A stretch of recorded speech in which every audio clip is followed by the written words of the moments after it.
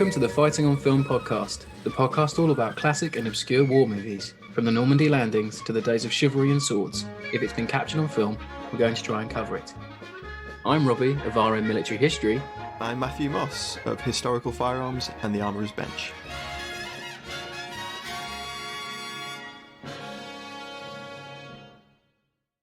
Hello and welcome back to Fighting on Film. This is the very first episode, regular episode of the show in 2024. So Yeah, Happy we're New back. Year if you're joining us. And of course, I mentioned regular there. We are doing a side series at the moment encompassing the brand new Masters of the Air show over on Apple TV. So if you haven't checked out those shows yet, definitely have a listen. Well, it's hot on the heels of this one. So maybe by the time, if you're listening on day of recording, they won't be out yet. But maybe if you're listening a few days later, then definitely go and check them out. If you haven't already, do so.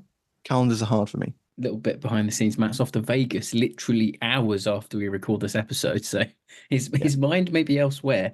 But off to work. For this hour, yeah, that's a long commute. Yeah. So this week we are covering the Green Berets. We wanted to start off the new year with one of those movies that we've been meaning to do and is culturally important. Many people hate it. It's a very interesting movie in and of itself. It's not a good movie, and we'll discuss that in detail. Right out the bat, like Yeah. you're not beating around the bush this week, are you, mate? No, and John Wayne knew it wasn't the best thing he'd ever done. He just felt passionate that he had to do it, and that's what makes the film really interesting. Yeah. So, released in 1968, it is not the first, but the second, we think, Vietnam War movie. Possibly third. Oof. Yeah. More research on that is needed. But it's the first major studio picture, I would argue. Yeah, I think so. Yeah. Yeah. Released on Warner Brothers 7 Arts in June 1968. Of course, John Wayne directed, also starred, and it's an adaptation of a book which was written by a chap called Robin Moore, and he'd been a writer for some time, and he'd actually gone to the trouble of doing the Q selection course for the Green Berets, which is a big deal. He was the first civilian to actually pass the Q course. He'd been in the US Army Air Force in World War II, but this was his breakout book. It was a bestseller. It was also obviously it came out in 1965, so it was around that time where the US public were really interested in what was going on in Vietnam, and a number of studios vied for it early on, and then they kind of lost interest because they weren't sure if a Vietnam movie was going to be like a something that the public was interested in. So the rights were sort of lapsed, and John Wayne came in and bought them for $50,000. Wow, a lot of money back then. A lot of money. Well, not for old John Wayne though. It's probably chump change at that point in his career, but Yeah. And he took it to a number of studios, and finally Warner Brothers said yes, with the caveat, however, that he co-direct. So okay. In 1960, John Wayne had directed The Alamo, which was his big passion piece. It was an epic, and it didn't do great. Academy Award nom for John Wayne though in that. Yep. It didn't do what the studio wanted. No. And it kind of stalled his directorial career. Yeah. Ironically, the Disney version didn't do what Disney wanted in 2004. No, they're both really interesting films, and the Disney films become one of those ones that's like it's cult for being one of the biggest, like a financial bomb, the modern era. But it's actually a pretty good film. It's decent. Yeah. We'll cover it at some point. What Warner actually did was they said you've got to have a co-director to kind of like help out. So John Wayne actually chose somebody he worked with in the past, a chap called Ray Kellogg. He was a former member of the OSS Field Photography branch and knew John Ford. So he has a really interesting career. Yeah. Where he directs a couple of small budget B-movie type things. Yeah. The late 50s, early 60s. And then what he's best known for is he's a really skilled second unit director. So he knows how to shoot action. Mm. And he worked on Stagecoach, Castle Keep, Ooh, and Tora Tora Tora as well. So he's had an interesting career. But on top of that, there was another director who isn't listed or credited called Mervyn Leroy, and he served as sort of an assistant advisor on the film for about 5 to 6 months. And essentially, Warners were concerned that Wayne, even with Kellogg, wouldn't be able to carry a picture this big. It's a lot of budget, a lot to go wrong. It's touchy subject matter. So they kind of just hired Leroy. mm. And he said of it later on, I took over and assisted the Duke with the directing whenever he needed me. I didn't do it for nothing, of course, but I wouldn't let them put my name on it, as I didn't think that would be fair to the Duke, which I Oh, thought was a really interesting. interesting quote. Mm. And he worked on a couple of war movies prior to this. He worked on Waterloo Bridge, 30 Seconds Over Tokyo, and Escape. So he has an interesting career as Mm. well. And the way I think it worked out was Kellogg oversaw the action sequences, which is about like a third of the actual film. Pretty much. Um, and then Leroy handled the scenes that Wayne was in, and then Wayne directed all the scenes that he wasn't in. So I think that's kind of like how it worked, So which must have been him being billed as chaos. director is a complete hogwash. Yeah. And when you Wow. consider it like that, the film is a lot more cohesive than you would kind of imagine. Yeah, but and then that kind of explains why I feel like it doesn't feel cohesive in some aspects. Yeah, it's Yeah. really interesting. That explains a Um, lot. so the actual screenplay was adapted by James Lee Barrett, who was a Korean War vet, and he'd worked on The Greatest Story Ever Told, Shenandoah, The Undefeated, and April Morning, which is a film about the battles of Lexington and Concord that I want to cover this year Yeah, in April, which I think will be prime time to do it. be a good one. And that pretty much rounds out Mm. the production side of things. Although, of course, one thing I managed to dig up was that the Department of Defense attached a Special Forces advisor. So there was a lot of support from the DoD, as you would imagine, much like those World War II movies, Yeah. you know, the classics. Mm. And they attached a Major Gerald R. Dodds, and he was a three-tour Vietnam veteran, did 3 tours in Vietnam, Silver Blimey. Star, Bronze Star, What, three Legion of tours in Merit. 67 when they shot? Yeah. So he was in Wow. from 55 to 75, and he Ah, okay. did 3 tours throughout his time. I couldn't track down exactly when he was Mm. in country, but Silver Star, Bronze Star, Legion of Merit, Vietnamese Cross of Gallantry with 2 palms. So he knew what he was doing. They made the film about him. Yeah, that would have been great, wouldn't Would have been better. it? Yeah. Right. Um, Do you have a and budget this then week? budget 7 million. Wow. A A couple of lot. interesting things around that, though. Apparently, there was some criticism of how much the Defense Department charged for using their infrastructure and personnel, etc. They Sure. only charged Batjack Productions, which was John Wayne's production company, $18,623. Blimey. Um, Bargain. yeah, whereas the actual costs to the US Army were closer to about $1 million. Oh, okay. So someone somewhere's like, this could be good for our image. Exactly. And Yeah. a Democrat representative called Benjamin Rosenthal Mm. revealed the figure in 1969 and accused the film of being Pentagon propaganda, essentially, Oh, which it kind of they're not is. wrong. They're not wrong. Um, As we will explore later on. They're for sure. so I think cast. Yeah, cast and the return of the one word review and the return of the retro reviews coming up. Oh, So the cast. retro reviews this week Oh, are going to be off the chain. they they weren't kind, Mm-mm. shall we say? So for cast, of course, we have John Wayne, the Duke himself, playing Colonel Mike Kirby. He's obviously the legendary actor of Hollywood's golden age. We covered Sands of Iwo Jima before Christmas last year. Obviously, Matt has already mentioned The Alamo. He appears in True Grit, which he gets an Academy Award win in 1969. Fort Apache, The Fighting Sea Beast, They Were Expendable, Flying Tigers, The Longest Day, Brannigan, like, Yeah. just off the top of my head. Um, And everyone knows who John Wayne is, I think, by now. I'm not going to mansplain Wayne. So we have up next we have Aldo Ray playing Sergeant Muldoon. He was a U.S. Navy frogman in the Second World War. He saw action at Okinawa.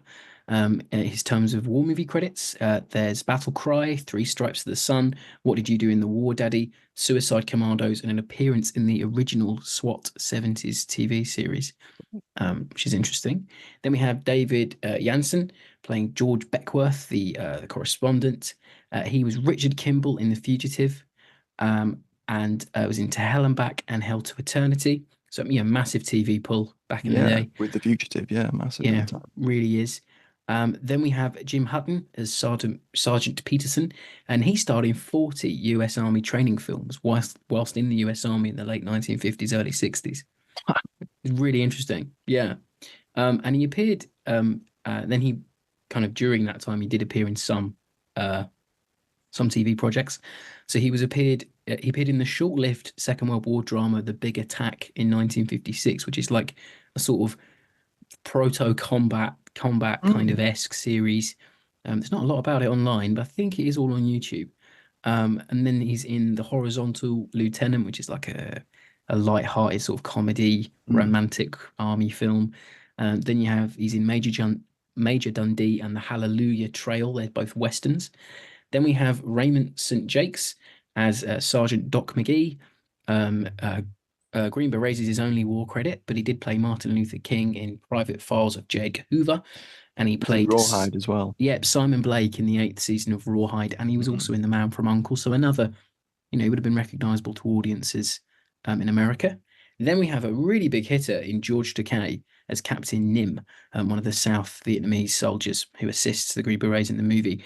Now, of course, we all know George Takei, Star Trek fan or not, for playing Sulu in the original series.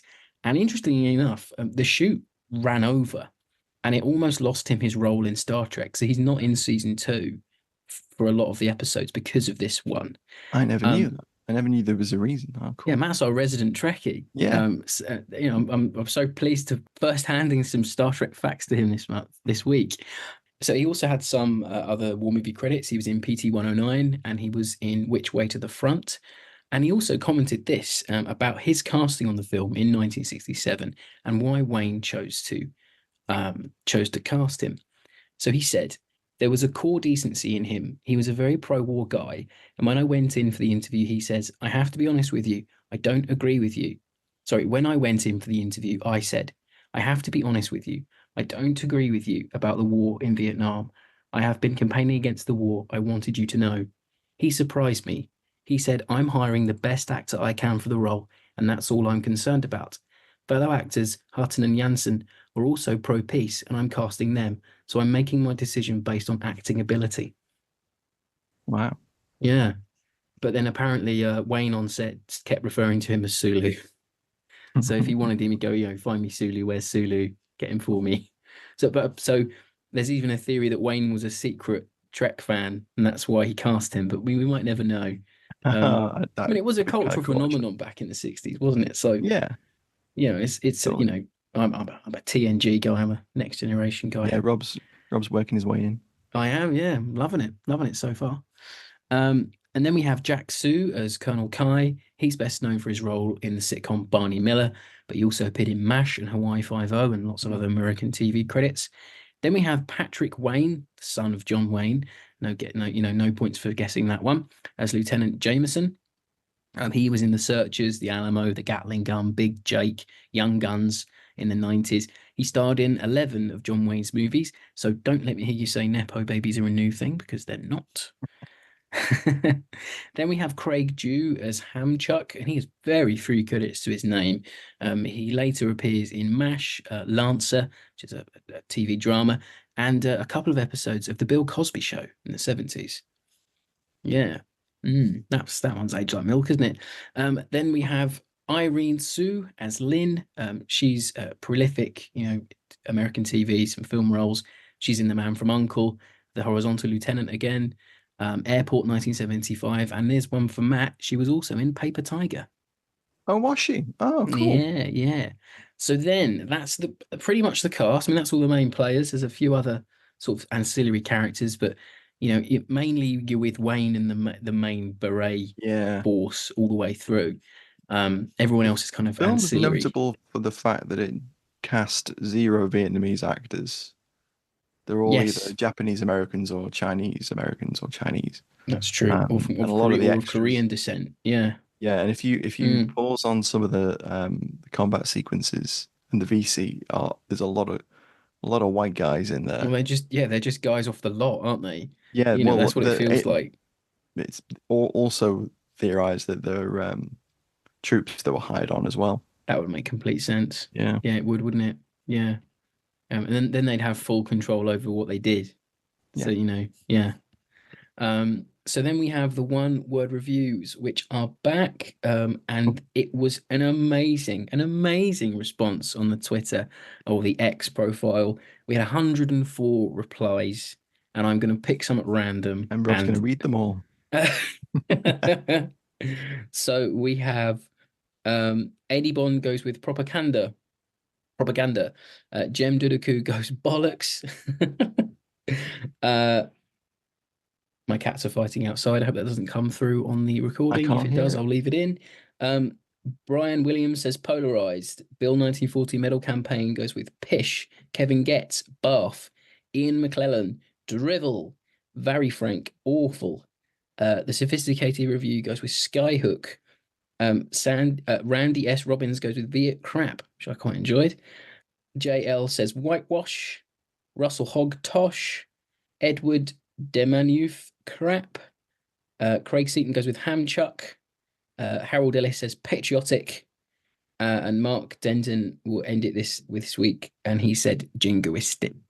But there was across the board, like just There was a couple that were. loathing I did see one or two that were that said misunderstood. Um, to a point. I agree, but to yeah, a point, yeah, but they they're knew out what there. they were There's people. doing. There are differing opinions out Yeah, there. yeah. That's what I mean. Definitely. But it was a bumper response. We're so pleased that everyone was, in the wings waiting for the one word reviews to come back. So we love reading them out. So on to the first retro review of 2024. And who better to join us from the annals of film critique past than the legend Roger Ebert.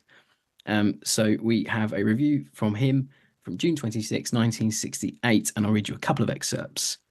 So he says, The Green Berets simply will not do as a film about the war in Vietnam. It is offensive not only to those who oppose American policy, but even to those who support it. At this moment in our history, locked in the longest and one of the most controversial wars we have ever fought, what we certainly do not need is a movie depicting Vietnam in terms of cowboys and Indians. That is cruel and dishonest and unworthy of thousands who have died there. If I was a soldier in Vietnam, I would not want to be represented by the Green Berets. I would not want any of my fellow citizens to think I was as stupid and simple minded as the Americans in this film. I would prefer a much more realistic film in which I was seen not as a hero, but as an individual human trying to act ethically in a difficult position. Give it 10, 15 years, Roger. You'll get it.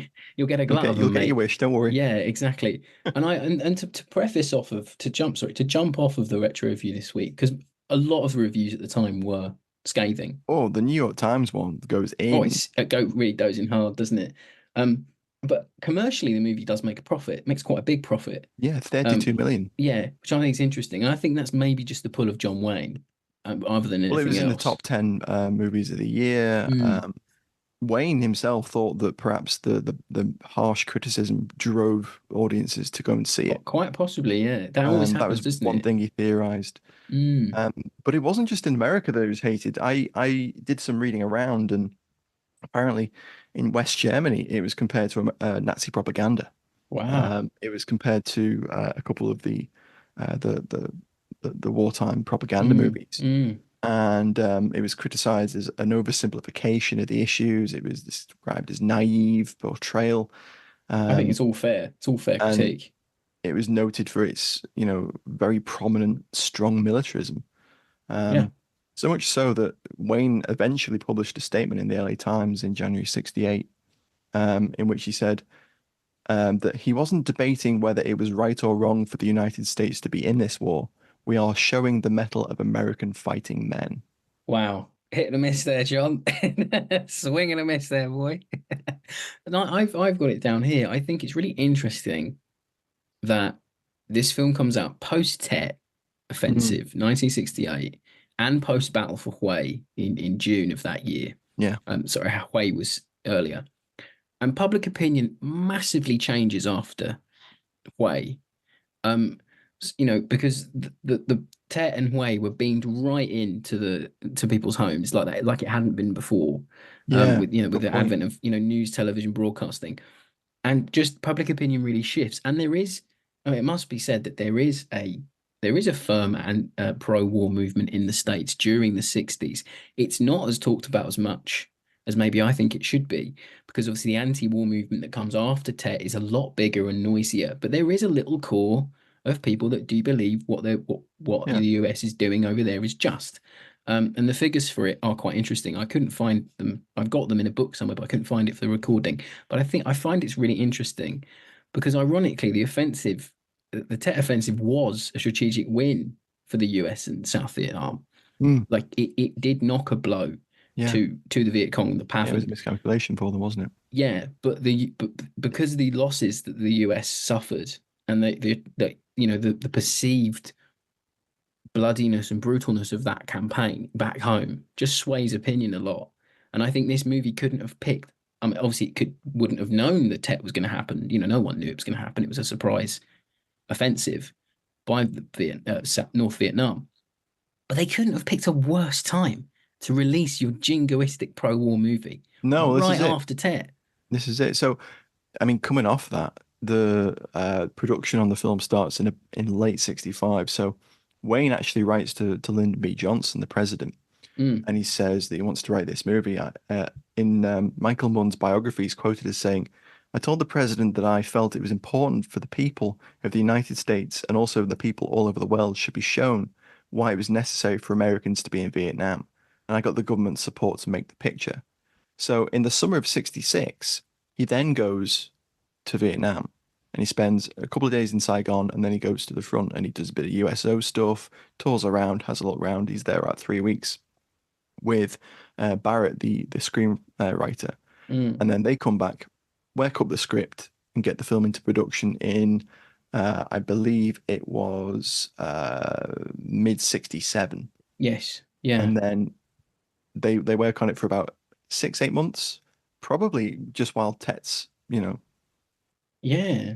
I mean, popping off. And on set, they must have been thinking, oh God, the studio must have been thinking, wow, this isn't going to go down very well. And obviously it doesn't.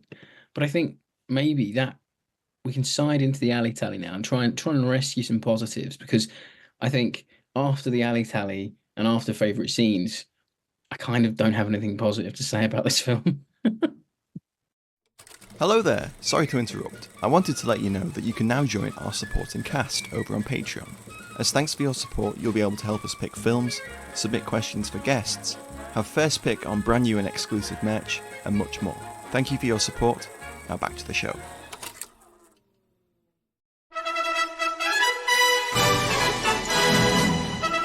It's time for Alley Tally on Fighting on Film.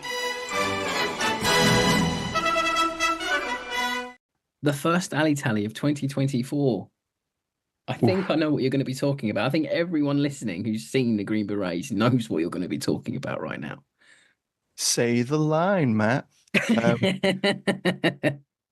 Yeah, so we've got to talk about the Mattel M16, haven't we? We do. Unfortunately, we have to. And it's become infamous, and it's really interesting because there was a rumor that went around during the war. I believe that some GIs thought that Mattel had been making parts for the M16 because the M16 is a space age lightweight weapon. It's aluminium alloys, polymers. It's unlike anything It's cutting edge when it's introduced in that come before. 65. Exactly. It's and 63. people criticized it as being a bit toy-like. Mm. And of course, Mattel in about 1966 released the Marauder, which is a toy based on the M16, and it has a big speaker which makes gunfire noises out of it Clack, clack. Yeah. in the magazine. And that's the most identifiable kind of feature of it. So, of course, in production of the movie, they must have thought, well, there's a bit in the script where John Wayne gets really angry and breaks a rifle against a tree. Mm. And what do? They go, oh, I know what we can do. We can substitute in a plastic toy. That'll be a Get one lot of easier those. for the Duke to Yeah, smash against smash. that tree, because he'd have had a hell of a job trying to break a M16 Yeah. apart, I think. Not one of Eugene Stoner's greatest ever inventions. Like he'd have been there for a while, you know. So it actually appears in the film before that scene, which is towards the end of the film. Oh, does it? So if you remember the bit where the lieutenant or the lieutenant is killed by the mortar round Oh, yeah. during the night attack, if you look on the floor, there's a bent M16, and you can just see. I think this is my theory, at least. I believe it's a Mattel gun Oh, because it wow. has the big, thick sort of We'll definitely try and magazine. screenshot that for the Facebook for Yeah, the yeah. socials. Yeah, yeah. And then, of course, later on, there's the famous scene where John Wayne gets very upset that one of his men's died, and he kind of just like takes it Gives out it a on bonk. It's on only the. for such an iconic sort of infamous scene. It's become a little bit infamous because it's fed into this myth of the Mhm. M16 not being a very good service weapon, Yeah, and people that know why, because that early batch were not good. They weren't a good batch of rifles, but by the time troops weren't trained to troops weren't, yeah, actually exactly, clean troops them. weren't, yeah, The ball propellant wasn't exactly what they had been tested with. mm, It was a slightly cheaper form of propellant. It didn't perform as well in the field. no, The chaps no. weren't told they had to clean the weapons, and I mean, when they did clean the Jack weapons, they Kirby, the Marvel comic book artist, drew a manual, cleaning manual yeah, he for did, the yeah. M16 to help troops, like help these Mhm. kids learn how to clean their weapon, you know. And I think it's this whole thing of, well, Matt, you'll probably agree that the M14 was held in such high regard that when they brought in this space age looking gun, I think the old sweats were like, what the hell's this thing? Yeah. Oh, yeah, there was definitely an element of that. And then the early issues really colored it for a lot of guys, and um, it's interesting because the myth kind of continues. There's you see a lot of comments on videos about LEM16s from Yep. veterans, and they'll swear down that their rifle had a Mattel handguard or had Yeah. Mattel stamped on it. It So wouldn't much have. so, a colleague of mine, Logan Metish, who is a historian, he runs the High Caliber History YouTube channel. Oh, yeah. He did a great video where he addressed the myth, did a lot of research into the background of it and the origins, and then he actually made his own Mattel rifle. He took a blank lower receiver and put a Mattel. He had a laser engraved Mattel logo onto the Oh receiver. my God. I dread to think how many times that photo's been used to legitimize the myth. Oh no, he is the first to admit that the people have misappropriated Oh no. his joke. But no, he did a great video on it. I definitely recommend checking it out. But the M16 in the film is actually XM16E1 with the bag cage, not sorry, with the three prong. Yeah, three-prong Let me go flash hider. Yeah. with the three prong flash hider but forward assist, um, Yes. which by that point is a little bit older.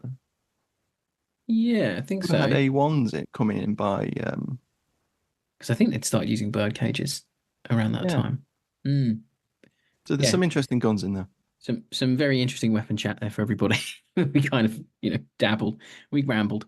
Anyway, no, for me, I mean, I really like the one thing I think the movie gets well, and this is obviously from the US Department of Defense involvement, is I like the early mixture of early Vietnam War Yeah, kit, because the movie never, I don't think the movie ever expressively says when it's set, but it's clearly set in like 65, 66. It's clearly quite early. yeah, you get that kind of vibe, which Yeah. the three prong flash hiders would fit in. Mm, And I don't know whether you noticed, but a lot of the guys in Fort Benning, when it's supposed to be Fort Benning, they've got the subdued like rank flashes and stuff. yeah. And then Yeah. in Vietnam, when they get to Vietnam, a lot of the guys have the original like non-subdued, Yeah. which I thought Subdued was patches came interesting. in way later. They're like Yeah, late 60s, that in a direct response to being in theatre. yeah, That's where they come from. So yeah, the mixture of like early uniforms. So you have second pattern jungle fatigues, which you rarely see on camera. They're the essentially, like the sort of American paratrooper looking jackets, but the way you can identify second pattern jungle fatigue is it's got the buttons on the outside, Right. and for the third pattern they put a like another piece of material over the buttons Got it. to Right. stop them from being frayed and broken. So that's really nice to see, and they're all, In the webbing. yeah, John Wayne's is all pressed and it looks fantastic. Like it's really great. And then later on, they changed to tiger stripe uniforms, which is, Vietnam War, really famous camouflage. And I read that apparently that camo became really popular after the war, but I don't know whether they mean like as a fashion item or whether they mean with troops, because they can't mean with troops because tiger stripe been being used by the South Vietnamese and North Vietnamese have been using their own made versions of it. That's where it comes from. It comes from Vietnam, that pattern of camo. It must mean fashion-wise, I guess. I assume so. I couldn't find any real bead on it. But it's and obviously that that camouflage becomes adopted by US advisors, MACV SOG teams, LERP teams, Navy SEALs all use it. It's a very iconic looking camouflage. Always love to see it. It's one of my favorites. Then I really enjoyed seeing M1 carbines in use by the Arvin troops. I think there's even a Garand in there, because to me that's like, representation of Americans getting rid of all their old weapon stocks to the Montagnards and the South Vietnamese army that they did. And I've got another thing about weapons, but I'll save it for favorite scenes because there's a reason I really like that bit. But the Spooky's cool to see with the miniguns blazing near the end. Spooky's really cool. The Citroen DS escape car at the end. It's so, oh god, the ending of the movie is so. Oh, we'll talk about that in a minute. God, yeah. It's fascinating to me that like none of the VC or MVA have any of the classic Comblock weapons. No, they don't. Even though they show them at the start. Yeah, and they're all equipped with everything from. There's some of the guys are running around with M14s. They're equipped with everything from like M14s to old Mausers, and like which isn't wrong for MVA. No, it's not. VC. Sorry, it's not wrong. And the earlier in the war, the more likely that is, isn't it? Yeah, it's a misnomer that they were poorly equipped. They get a heck of a lot of gear from a heck of a lot of countries. That's ferried in through North Vietnam. It's the same for the Arvin and the Montagnards. Like there's a lot of carbines, as you say, and then there's some Mausers, and I even think I spotted an SMLE at one point. You very may well have done. There is one VC. Sorry, go on. Sorry. No, I like the Biao Gam duck hunter caps that Nin has. Yeah. They're incredible. Yeah, because George Takei arrives when he's introduced, he's wearing one, isn't he? Yeah, he's got the peak turned up. Oh, I just love it. Just love it. There's a weird 22 caliber T62 like AR7 that's been put in like a Tommy gun stock. Oh, okay. One of the VC has, because it's really prominent. Like he climbs over a barbed wire fence and he kind of like throws it up in the air when he gets shot. Yeah. They've just armed them with whatever's in the armory. Really have. Whatever's on the lot armory's just been raided for that sequence. And if it was done at Benning, like they probably just pulled out anything they had for like any old rubbish. And reference and stuff. It shows, and that in itself shows the contempt this movie has for its enemy force. That it hasn't even gone out of its way to arm them properly. And yet you've got the Green Berets running around like they've literally just come out of a quartermaster's stores. They're so well equipped. Like I like that alone. The South Vietnamese colonel's suppressed Colt Woodsman. That was cool. That he uses at the end to drop a couple of sentries. I did like that. Yeah. It's in terms of its kit and representation, it isn't shocking. I'll give it that. No, but obviously, it's got that Department of Defense help, so I wasn't expecting it to be awful. Aldo Ray runs around with an M79, but doesn't use it. Never uses it. No, there's some nice mortar action in it. It's not fantastic, but it's there. Yeah. A lot of 30 cals being used on the Firebase. 30 cals. There's a ANM2, the aircraft version of the 50 cal. Yeah, it's nice. Is in there. No M60s though. I thought there were. Was there? I think there's some in the background, but you don't see like any main characters but there are a couple in the background. Yeah, what I did think was weird is John Wayne doesn't fire a shot the entire film. No, he doesn't. He just carries it round upside down a lot of the time. Yeah, it's weird. It looks wrong on Wayne. It doesn't look right on Wayne for him to be shooting an M60. It doesn't look right. It's because he's like man out of time, isn't he? It's weird. Yeah, And it's the so only time bizarre. he actually fires a gun is when he's on a weird clay range with an A actual colonel from shotgun. Fort Yeah, Benning, and he has a shotgun, and he mimes firing yeah. at a clay, and he's like, "Why are you at a clay range? This is weird. This is a Yeah, weird scene." they just walk into them shooting clays. It's Yeah, and it looks bizarre, like isn't it's it? just a big PT field, not a clay Yeah, range. it's odd. It's really odd. And I think we're not at this stage where yet where Vietnam War movies have defined tropes either. So I think that's why some of this stuff's been omitted. Yeah, you know what? I think this kind of begins to set up some tropes in a lot of Some of ways. them, It kind of establishes the Firebase siege trope yes, does do that. Yeah. a little bit. And The speaking of tropes, I'm glad you mentioned that because I thought we'd start 2024 with a cliche trope count. Have you done a cliche trope count? I Wow, I have, didn't know I this, have. folks. This is brand new. Wow. So we've got Camp CO is killed a day before he goes home. The captain that they're going to replace Okay. is killed in a I was mortar one day attack. left from retirement He type was, stuff, but war movie version. Yeah. exactly. Um, the lieutenant that's killed by the mortar round in the actual main Hmm. climactic battle is the only remains of him are a smoking pair of boots, Yeah. which is like something That's out of a cartoon. yeah, like Acme war movie. Yeah. There's multiple, and I love it, multiple uses of the Wilhelm scream throughout. There is. It's great. Yeah. There's at least Yeah. three. And then finally, just to round out the trope count, John Wayne, the colonel he's replacing, and Aldo Ray are all way too old for the positions they're in. Massively old. Massively.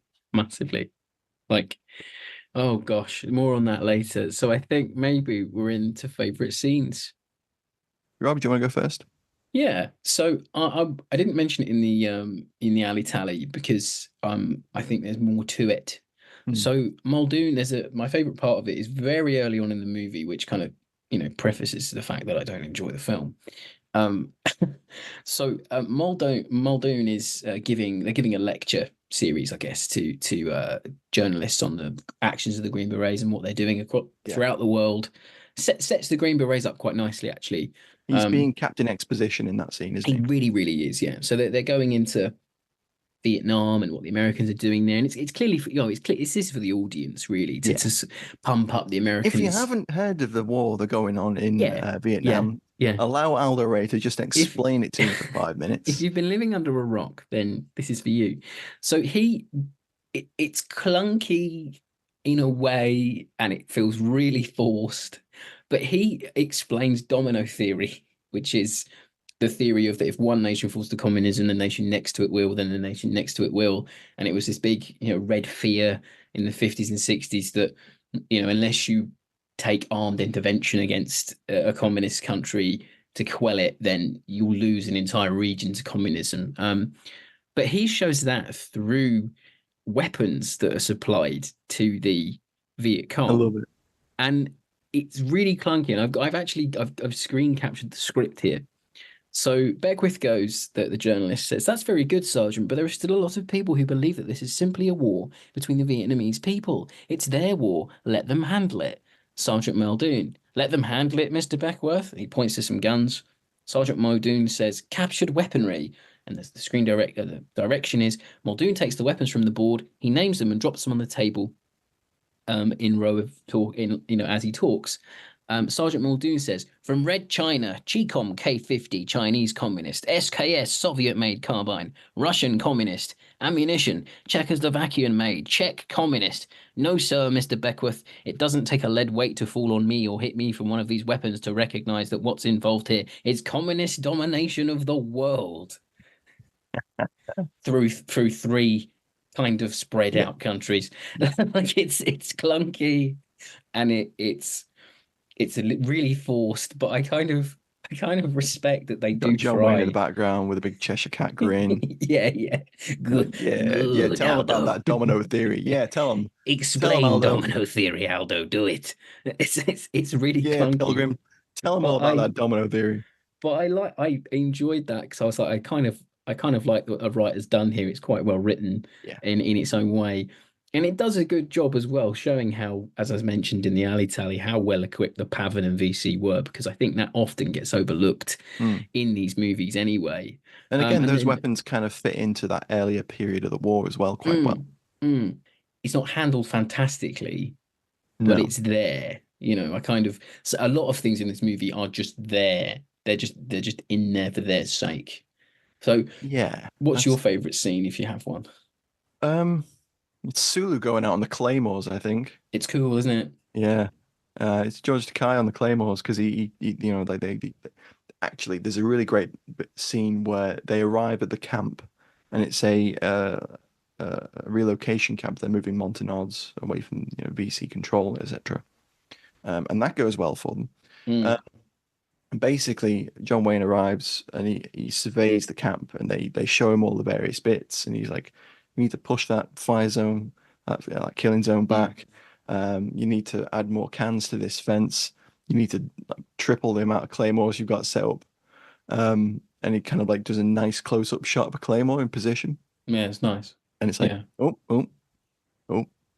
yeah, Um, and it's it comes into play later on with the kind of Takai's last stand, and he's inside a little bunker, and he just like hits a couple of the controls and lets off a couple of the claymores, and then he gets killed. it's good.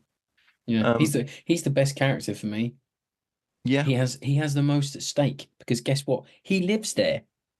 and I mean, Do you to know be what I fair to the mean? script, he does kind of express that. And what I think is really weird about that scene is John Wayne's expression at the end of it. He looks Mm, literally uncomfortable yeah, with what the character has said to him. yeah, Like, my home's in Hanoi. yeah, I can't go back until I've killed Buku VC or whatever he says, yeah, you know. something like that. And John Wayne just looks. It doesn't have the look on his face that you would imagine No, the character would have had in that situation. It's a bit of a weird scene, and it yeah. undercuts Takai as well in a weird The way. movie does it at every turn. Every time something is said that could be seen either way, being pro or anti-war, it it underlines itself with America number one rubbish, Leroy jingoistic should have leaned bollocks. in there and gone, John, can you just give me that scene again, but with actual like a normal reaction to some what kind of some George kind has of just said? emotion. Yeah, it's a weird one, isn't it? But no, you are right. Sulu is not sorry, you are right. George Takei is really good in it. Like he's one of the saving graces of the movie. I wish he'd been in it more. Yeah, Um, him and the I've forgotten the character's name, Doc, Doc, the yeah, the medic come mm, sergeant. He's great in it too. I think mm, his character is his performance lifts the character. The character doesn't have a it lot to do. does. There's not a lot on the page. Yeah, he Um, reminded me a lot of Woody Strode. What he was given yeah, in the '60s and yeah, what he did with it, in the '50s. that's a good comparison actually. You know, Yeah, really he does kind elevating of the role give you're it some given. gravitas, doesn't he? Yeah, yeah, really bringing something to it. But obviously, being underused like a lot of black actors were back then. Yeah. Woody Strode being one of them, and St. Jake's. So I think we're into final thoughts for this week, and I'll start because I've been wanting to say this line on the show for so long. I saved it, and I'm probably paraphrasing it. But a listener once tweeted when we mentioned Green Berets once before, Hmm. and I think it captures the essence of this movie so well. If you remember tweeting it, please let us know. So I'd love to congratulate you on it because you've summed it up better than I ever could. It's a 40s movie with a 50s cast filmed in the 60s. Yeah. Like this film just does not work for me. Like it's Ebert said, it's a Western. It feels like a Western. Mm. Like the attack on the firebase is so static. It It's is. like an attack on a wagon train, and It's even the Viet section Alamo. That's what it via is. via Alamo, yeah, really, Um, really is. and And that's a third of the picture too, which is yeah, it weird. is that, and And the film should have ended there. it should, yeah. So I have a thing about this. So that the film there feels to be because the first time I saw it, I turned off at that point because I had to go and do something else, and I thought that was the ending. So in my brain for the last few months, I'd be like, oh well, that movie doesn't actually end on that bad of a of a jingoistic tone. So I assumed that the movie ends by having a sort of semi-decent message of saying, look how the VC fight. We've been overwhelmed, and the small band of South Vietnamese and this American special forces have been overwhelmed by an evil, communist force or whatever. Um, but this is why we're fighting the war to stop them doing this. Yeah. But no, the movie just goes and has like a massive side quest of capturing a general that just feels so tacked on. It's like, why are we having a B plot now? You've not Yeah. said anything about this the whole way through, and then you get another 40 minutes. It's wild, isn't it? Because there's a scene where they take him to like a golf course or something at Fort Benning, and they're like, "Why are we Yeah, out here?" And it's him and the colonel he's replacing as the SF area that's it. commander, It's beggars belief. and the South Vietnamese colonel, and he's like, "Well, it's super secret, and so secret we haven't mentioned it in the film We before." haven't even mentioned it before. Yeah. Yeah, yeah, And we're gonna remember that general we mentioned like 30 yeah, minutes ago briefly in a scene that was like completely unnecessary in a yeah. bar. It Well, feels we're like gonna capture him. it feels like a rewrite. It feels like they've had to add something on. Like maybe the original message Well, of the ending has been it's lost and interesting because I don't know. In Michael Munn's book, he there is a quote from Wayne where he says, "I was trying to keep everyone happy and still keep my vision of what I wanted, but the studio wanted one thing, and the men from the defense department wanted something else completely." Let me Right. tell you, it was said I got all the hardware and the real soldiers who were in the picture for free. I paid for everything that belonged to the Defense Department. Um, but I still could only hire the hardware and soldiers if we changed things in the script. So a lot got changed. So that quote is really interesting to me. And then he Mm. later mentions that the Department of Defense in the original script, the mission goes into North Vietnam to capture the general. Oh, And the okay. Department of Defense said we wouldn't go into North Vietnam. You need to But change that. And they changed it to the general is in we South we can't Vietnam. have people working out. We're sending LERP teams into Laos and Cambodia. We can't have that coming out yet, you know. And then, oh God, if they'd have done that, and then and then a few years later there was the disastrous South Vietnamese American invasion of Cambodia that went awfully wrong. Like, oh my God, it would have been life Talk about imitating mission art. slip. Yeah. I know, wow, wow. I can see them not wanting to have that, but wow. But yeah, I mean, for me this week, the pacing's awful. There are so many scenes of little consequence. The action is bland. I can fully understand why it's universally panned. It's not even a good John Wayne film. No, Like it's not. It's not. he just lumbers around and speaks in like these sort of I wouldn't even say Shakespearean, but these sort of He sort of like oh proselytizes, doesn't he? yeah, proselytizing. That's the word I was looking Yeah. for. And but as this weird little pro-war Nam film released in the most contentious year probably of the Vietnam War at home and in Vietnam itself to a point. Like it's such an anomaly in Yeah. terms of history and film and jingoism and everything. It's fascinating, but it's shit. Like it's so weird.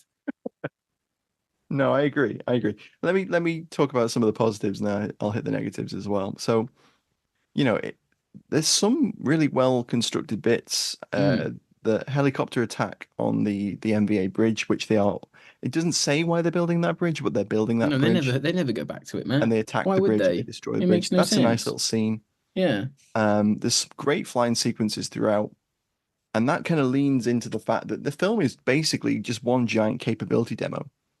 And in Yeah, it defense is. terms, what that means is it's showing off all the capabilities of the US Armed Forces at the time. So you've got almost all the US Army's weaponry is on show. Techniques are shown. Equipment like Hueys, Chinooks, the Yeah. spooky skylift, starlight scopes, the combat jump, all of the aircraft on that the Yeah. strip Yeah. when they land, like half of that has got no business The only thing they being didn't there. show was like the Brown Water Navy or the Yeah, tanks yeah, or APCs or something. It's like it's almost like we're just having like a brochure of like what the yeah. And Americans have got there's out there. nods to stuff. There's like nods to Hearts and Minds where Doc is trying to help the locals Yeah. and they're trying to Yeah. move the Montanards around. Look, fellas, everything that hasn't worked up to this point, like, you know, I'm surprised they didn't say about the reinforced. I can't remember its actual name, but they did a thing of reinforcing South Vietnamese compounds. Reinforced. I forget the name, but like I'm surprised they haven't mentioned that in there. Like, it feels like you sometimes you're reading a Max Sog report. Yeah. You know. And it's like, here's our counterparts, the South Vietnamese army. They're really good. They are really good at what they're doing. And that might be the case, but the film really hammers home that they're really good. But I also like some of the more nuanced bits where it mentions that there's VC within George Takei's company. And Beckwith says there's a great little scene where Beckwith says they're really that close. They send out a patrol. And Takei like turns to him and says, "There's VC in my platoon." And Beckwith's just like, "What?" Not wrong. Yeah. Yeah. And there's bits of that come up later on, obviously. But yeah, for all the few good points, there's a lot going on. John Wayne cannot direct a tight film. He can't because he's directing movies that he was in when he was 30. Yes. You know what I mean? Like, it's all he And knows. it doesn't help that there's two other directors working on this. The pace is way off. Yeah. The kind of like it's a slog. It ambles at the beginning. It picks up for the actual in-country combat sequence, and then they go off on a weird tangent. It's like over an hour before anything happens. And then they just start a B plot, and I'm sitting there like the credits should be bloody rolling. Yeah, like come on. It's 100. It's 144 minutes long. Sorry, 141 minutes long, and it could be a tight 120. Yeah. If someone had reined it in, and they wouldn't. We wouldn't want to rein John Wayne in, would you? No, you wouldn't have that job. It's weird because it does like I mentioned it a little bit earlier, but it does introduce all these, some of the key tropes of Vietnam films. And you kind of hinted at it earlier, where you talked about it in terms of it being a cowboy film, and it does feel like he's fighting savages. That's what it feels like, because there's no humanity given to the enemy. We're not at Hamburger Hill, respect your enemy speech, because and the Charlie calling up to the line with the fake RPG to show how how good capable the VC are. Because at this point, obviously the film's trying to show you that they're a bad enemy force, but no, they're bloody not. Like every you read an action report about Vietnam, every time the VC would give the US a bloody nose or the Aussies a bloody nose, and it would only be through sheer firepower and air power support that the VC would get beaten back.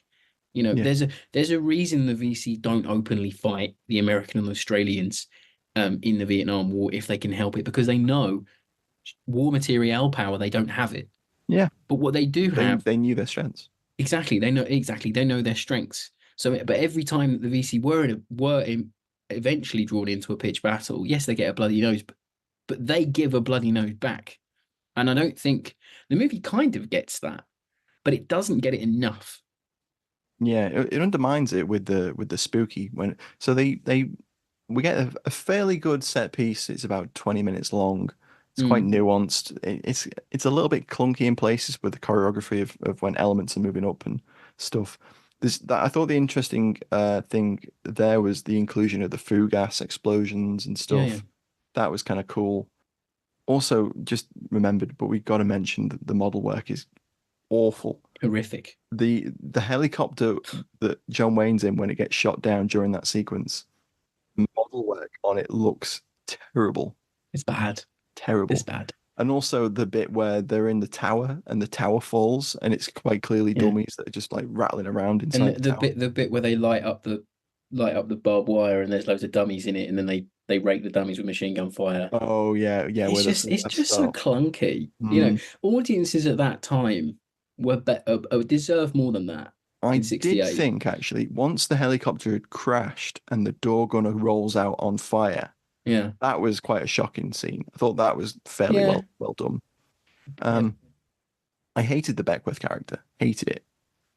Well, he's just there and then he's not. He is literally just there for John Wayne to talk at. Yeah. He's the And anti-war movement personified. he That's all is. he He is. is. Like literally, he's a caricature. It's just it's dire. And Yeah. John Wayne's having to prove him wrong the hard way. That's what the Yeah. film is, basically. If you wanted a synopsis of the But film, yet, if he actually did any research into the era, the journalists was not even having to prove how how ineffective and how badly the war was going. They know it's a shit show. And the American, this is the problem with this movie. By this point, the American viewing public knew. They knew it wasn't going well out there in terms of being able to win it, a viable strategy of what do you do. It becomes like an Afghanistan situation. Yes, you could subdue the MVA and the PAVN. You could do it, but it would take millions and millions of defense spend, and it would take like hundreds of thousands of manpower. And even then, you're not going to have a happy medium in the country. You're just going to have an armed occupation, keeping everything at bay. And yeah. I just think the movie is just an affront to even trying to begin, and even in like 68, we're 6 years into the war at this point, even longer if you count American involvement in the 50s, etc.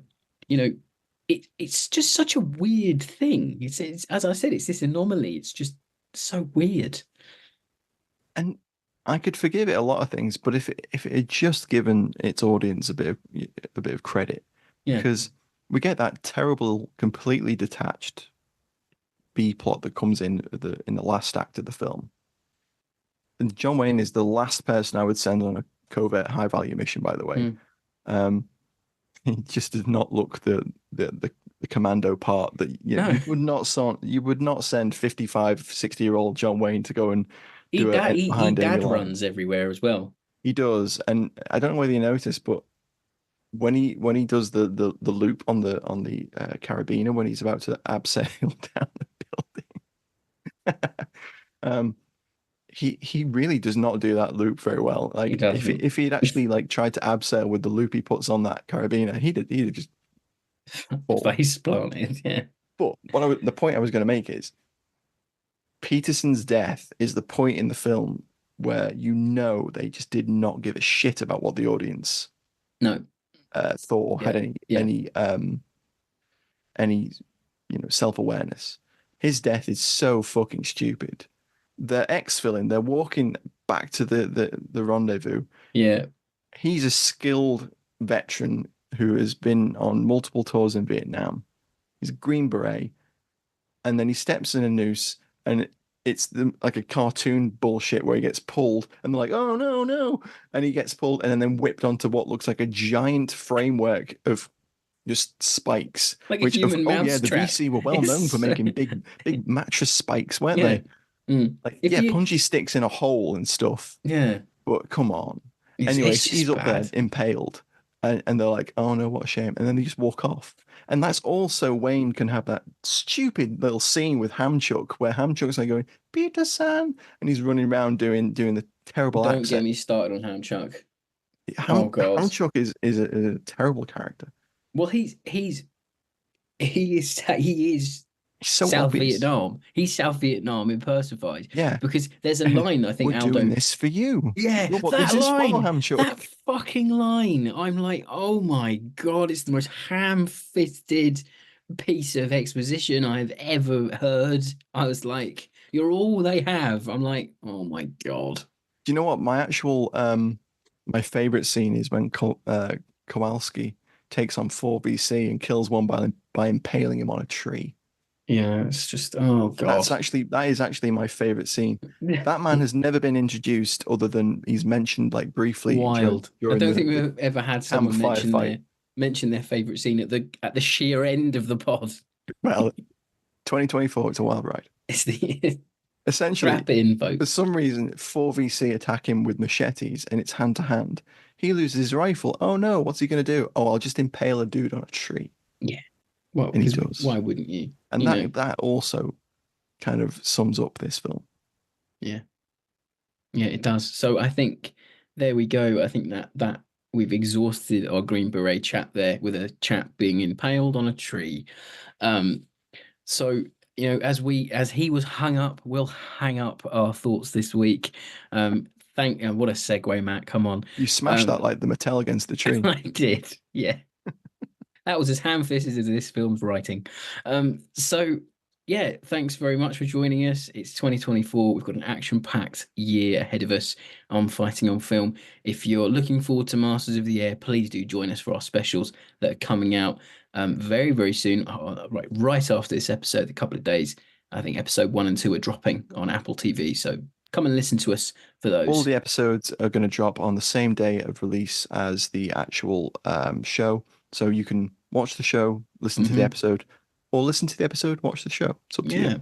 And then coming up next week after this episode, we have the Patreon pick, which, if you're still listening, is Murphy's War, the Peter O'Toole film from 1971. And if you'd like to get involved and vote for next month's Patreon pick, do please become a Patreon, support the show. You can get the opportunity to ask guaranteed questions to guests, support us, and also, as we say, vote for the Patreon pick, which is every month. Yeah, exactly. Please do help keep the mics on. And all is left to say, thanks for listening. Join us again next week for more war movie chat. Bye-bye, everyone. Bye, guys. Have fun in Vegas, Matt. Thanks. I'll try.